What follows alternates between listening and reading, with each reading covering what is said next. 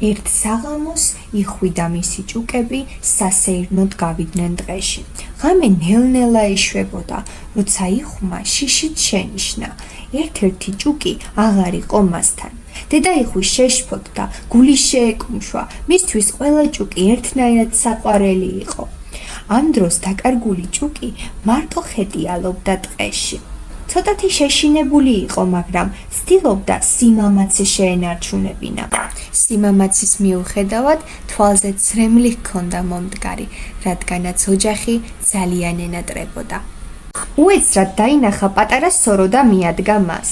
სოროდან თავაზინად გამოვიდა კურდღელი.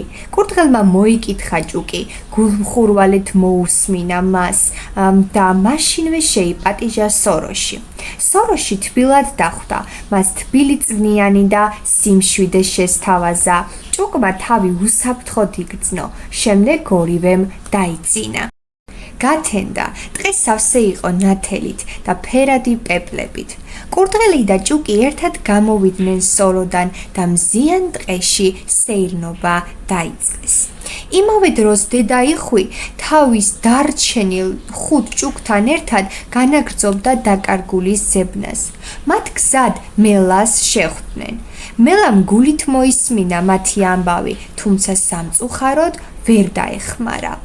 დედა დასევდიანდა, თუმცა იმედი მაინც ჰქონდა, რომ თავის ჭუკს იპოვიდა.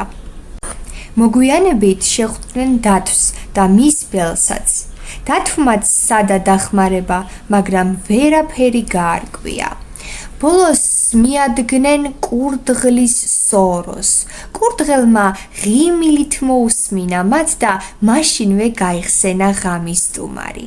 მან დაუძახა თავის მეგობარ კურდღელს პიტერს, რომელიც სწორედ ის კურდღელი აღმოჩნდა, ვინც ღამით ჭუკს შეხვდა. პიტერი სიხარულით გაუძღვა იხვებს მდინარისაკენ. მდინარისაკენ ისინი დაინახავენ ჭუკს, რომელიც მარტო ბანაობდა წყალში. დედა იხმა ბედნიერებით შეხედა შვილს. ჭუკით სიხარულით ამოვიდა წყლიდან, დედას მიეკრო და ძალიან ჩაეხუტა. ყველა ჭუკი გარშემო მოცუნცულდა.